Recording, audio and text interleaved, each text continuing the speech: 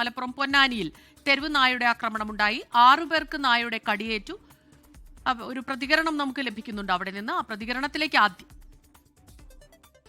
കുര്യൻ ഡോക്ടറെ അടുത്ത് പോകാൻ വേണ്ടിയിട്ട് അവിടെ പാർക്കിങ്ങിൽ വണ്ടി നിർത്തിയിട്ട് റോട്ടിലേക്ക് കയറിയായിരുന്നു. അപ്പോൾ ഒരു നായ നേരെ വന്നു.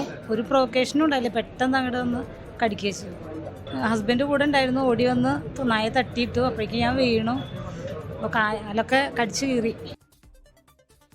ഗോകുൽ കെ വേണുഗോപാലാണ് ചേരുന്നത് മലപ്പുറത്ത് നിന്ന് വിവരങ്ങളുമായി. ഗോകുൽ, ഈ തെരുവുനായയുടെ ആക്രമണം പതിവ് സംഭവമായി മാറിയിരിക്കുകയാണ്. ഇതിപ്പോൾ യാതൊരു പ്രകോപനവും ഉണ്ടായില്ലെന്നാണ് ആ പ്രതികരണത്തിൽ നമുക്ക് മനസ്സിലാവുന്നത്.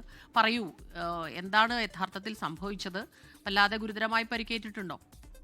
ഇത് ഈ തെരുവുനായ ആക്രമണം ഒരു ഗുരുതരമായ പ്രശ്നമായി മാറിയിരിക്കുകയാണ്. എല്ലാ ദിവസവും ഇത്തരത്തിലുള്ള വാർത്ത റിപ്പോർട്ട് ചെയ്യേണ്ട ഒരു സാഹചര്യമാണ് ഉണ്ടായിരിക്കുന്നത്. ഇന്നിപ്പോൾ പൊന്നാനി കുണ്ടുകടവ് ജംഗ്ഷനിൽ ഇന്ന് രാവിലെയാണ് സംഭവം. 6 പേർക്കാണ് തെരുവുനായയുടെ കടിയേറ്റത്.